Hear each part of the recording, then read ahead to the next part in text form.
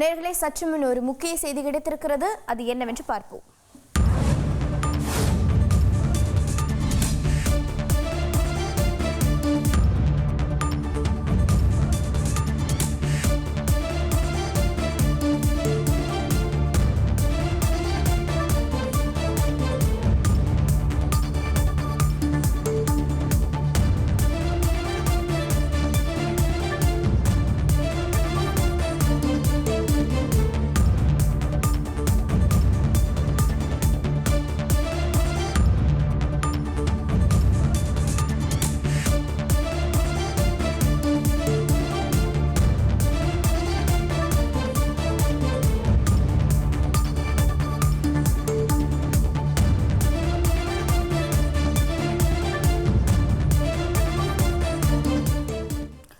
ஏர் இந்தியாவுக்கு சொந்தமான போயிங் 787-8/9 ரக விமானங்களை ஆய்வுக்கு உட்படுத்த வேண்டும். அகமதாபாத்தில் ஏர் இந்தியா நிறுவனம் விபத்தில் சிக்கி 241 பேர் உயிரிழந்த விவகாரத்தில் விமான போக்குவரத்து இயக்குநரகம் இந்த உத்தரவினை பிறப்பித்திருக்கிறது. அண்மை செய்தியாக பார்த்து வருகிறோம்.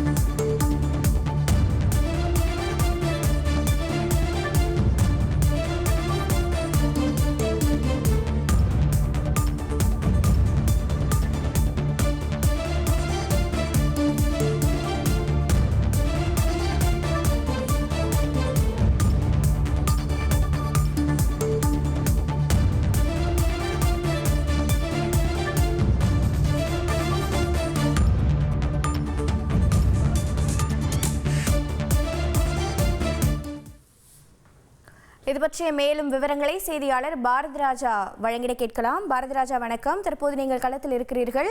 தற்போது விமான போக்குவரத்து இயக்குநரகம் உத்தரவில் இருக்கக்கூடிய தகவல்கள் என்ன மாதிரியான சோதனைக்கு போயிங் நிறுவனத்தை உட்படுத்த வேண்டியிருக்கிறது? கண்டிப்பாக நேற்று AI-1 விபத்துக்குள்ளானது 248 பேர் தற்போது வரை அதிகாரப்பூர்வமாக உயிரிழந்திருப்பதாக தெரிவிக்கப்பட்டது. இந்த அனைத்து உயிரிழப்புகளுக்கும் காரணம் முறையான சோதனை இல்லையோ என்ற ஒரு கேள்விகள் எல்லாம் எழுந்து வந்த நிலையில் தற்போது விமான போக்குவரத்து துறை இயக்குநரகம் அதிரடியாக ஒரு உத்தரவை பிறப்பித்திருக்கிறது. ஏர் இந்தியா நிறுவனத்திற்கு ஒவ்வொரு முறை விமானம் புறப்படும் போதும், குறிப்பாக போயிங் 787-8 ஸ்ட்ரீம்லைனர் அதே போல 9 இந்த வகை விமானங்கள் கட்டாயம் ஒவ்வொரு முறையும் புறப்படும் போது ஒன் டைம் டெஸ்ட் என்று சொல்வார்கள். விமான போக்குவரத்து கட்டுப்பாட்டு மையத்துடன் இந்த சோதனையை கட்டாயம் மேற்கொள்ள வேண்டும் என்று உத்தரவாக பிறப்பித்திருக்கிறது. அந்த உத்தரவில் என்னென்ன சொல்லியிருக்கிறார்கள்? ஒன் டைம் செக் என்று சொல்வார்கள். இது வழக்கமாக மேற்கொள்ளக்கூடியது. Inspection of fuel parameter monitoring and associated system checks. எரிபொருள் எவ்வளவு இருக்கிறது, அதை மானிட்டரில் உள்ள சிஸ்டங்கள் சரியாக காட்டுகிறதா என்பதை சரி செய்ய வேண்டும். Inspection of cabin compressor and associated systems.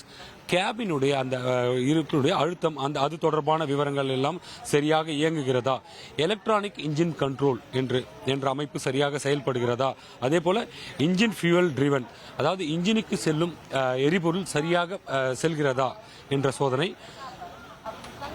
Service ability check hydraulic system. Hydraulic system என்றால் அந்த டேக் ஆஃப் லேண்டிங் போது அந்த ஹைட்ராலிக் சிஸ்டம், டயர்கள், அந்த ஹைட்ராலிக் சிஸ்டம் எல்லாம் சரியாக செயல்படுகிறதா அதை உறுதி செய்ய வேண்டும். Review of take off parameters. Take ஆஃபுக்கான, அதாவது விமானம் புறப்படுவதற்கான, மேலே பறப்பதற்கான அனைத்து பேராமீட்டர்களும், அனைத்து தொழில்நுட்பங்களும் சரியாக இருக்கிறதா என்பதை உறுதி செய்ய வேண்டும் என்று கட்டாயம் கேட்டுக் கொடுக்கிறது. இது ஒவ்வொரு முறை புறப்படும் போதும் இந்த சோதனைகள் கட்டாயம் மேற்கொள்ள வேண்டும் என்று தெரிவித்திருக்கிறது. அதே போல இரண்டாவதாக flight control inspection introduced by transit inspection and till further notice. ஒவ்வொரு அந்த விமானம் தொடர்பான அனைத்து சோதனைகளையும் செய்யப்பட வேண்டும். குறிப்பாக போயிங் 787 குறித்த பல்வேறு சர்ச்சைகள் இருந்த நிலையில் அந்த சோதனைகள் சரியாக மேற்கொள்ள வேண்டும் என்று தெரிவித்திருக்கிறது. அதே போல closure and maintenance action based upon the review of repetitive sanks during last 15 days of Boeing 787, 8 Streamliner and 9 aircraft as at the earliest. அதாவது தற்போது இருக்கும் போயிங் 787 விமானத்தின் 8 மற்றும் 9 அந்த மாடல்களின் எவ்வளவு கால அவகாசம் இருக்கிறது, அதாவது இந்த விமானம் இவ்வளவு நாட்கள் உபயோகப்படுத்தலாம் என்ற ஒரு கால அவகாசம் இருக்கும். அதை 15 நாட்களுக்குள் மீண்டும் ஒரு முறை சரிபாருங்கள். விமானம் சரியாக இயங்குகிறதா, அதன் சர்வீஸ் எல்லாம் சரியாக செய்யப்பட்டிருக்கிறதா என்பதையெல்லாம் உறுதி செய்யுங்கள் என்று உத்தரவாக பிறப்பித்திருக்கிறது ஏர் இந்தியா நிறுவனத்திற்கு இந்திய விமான போக்குவரத்து இயக்குநரகம். இது மிகப்பெரிய விஷயமாக பார்க்கப்படுகிறது. ஏனென்றால் நேற்று நடந்த விமான விபத்திற்கு பாதுகாப்பு குறைபாடு இருக்குமோ, அதாவது இந்த சோதனைகள் குறைபாடு இருக்குமோ என்ற ஒரு கேள்வி எல்லாம் இந்த உத்தரவுக்கு பிறகு எழத் தொடங்கி இருக்கிறது. பல்வேறு விஷயங்கள் இந்த விபத்தில் பேசப்பட்டாலும் கூட இந்த ஒரு உத்தரவு என்பது இனி கட்டாயம் ஏர் இந்தியா நிறுவனத்தால் கடைபிடிக்க வேண்டும் என இயக்குநரகம், விமான போக்குவரத்து துறை இயக்குநரகம் உத்தரவாக பிறப்பித்திருக்கிறது. இது மிகவும் கவனிக்கப்பட வேண்டிய ஒரு விஷயம். நேற்று விமானம் புறப்பட்ட 30 வினாடிகளில் விபத்து ஏற்பட்டிருப்பதால் இது தொழில்நுட்ப கோளாறாகத்தான் இருக்கலாம் என்று பரவலாக பேசப்படுகிறது. இது தொடர்பாக எல்லாம் அந்த தற்போது நிபுணர்கள் குழு விசாரணையை தொடங்கி இருக்கிறது என்பது குறிப்பிடத்தக்கது. ஏற்கனவே பிளாக் பாக்ஸ், 2 பிளாக் பாக்ஸ்கள் சிவிஆர் மற்றும் டிவிஆர் இந்த இரண்டுமே கைப்பற்றப்பட்டிருக்கிறது. அதன் ஆய்வுகள் தொடங்கியிருக்கிறது. இந்திய நிபுணர்கள் குழு மட்டுமல்லாமல் அமெரிக்கா மற்றும் பிரிட்டிஷ் நிபுணர்கள் குழுவும் இந்த தொழில்நுட்ப விசாரணையில் பங்கேற்றிருக்கின்றன என்பது, இந்தியாவுக்கு ஒத்துழைக்க பங்கேற்றிருக்கின்றன என்பது குறிப்பிடத்தக்கது. ஒட்டுமொத்தத்தில் இந்த விபத்துக்கான காரணம் தெரிவதற்கு முன்பாகவே மீண்டும் ஒரு முறை இதுபோன்ற தவறுகள் நடக்கக்கூடாது, எச்சரிக்கையாக செயல்பட வேண்டும் என்பதற்கு உதாரணமாக விமான போக்குவரத்து துறை இயக்குநரகம் ஏர் இந்தியா விமானத்திற்கு, அதாவது பொதுவான ஒரு உத்தரவை வெளியிடாமல் ஏர் இந்தியா நிறுவனம் என்று குறிப்பிட்டு இந்த உத்தரவை வெளியிட்டிருப்பதுதான் தற்போது மிகப்பெரிய ஒரு கேள்விகளை நம் முன்னால் எழுப்புகிறது. போயிங் சேஃப் டு ஃப்ளை என்ற தகவல் பல்வேறு தரப்பிலிருந்தும் நேற்றைய தினம் வெளியாக இருந்தது. இந்த நிலையில் ஏர் இந்தியாவுக்கு சொந்தமான போயிங் 787 8x9 ரக விமானங்களை ஆய்வுக்கு உட்படுத்த வேண்டும் என்ற தகவல் வெளியானது. விவரங்களை செய்தியாளர் பாரதிராஜா வழங்கிட கேட்டோம். நன்றி பாரதிராஜா.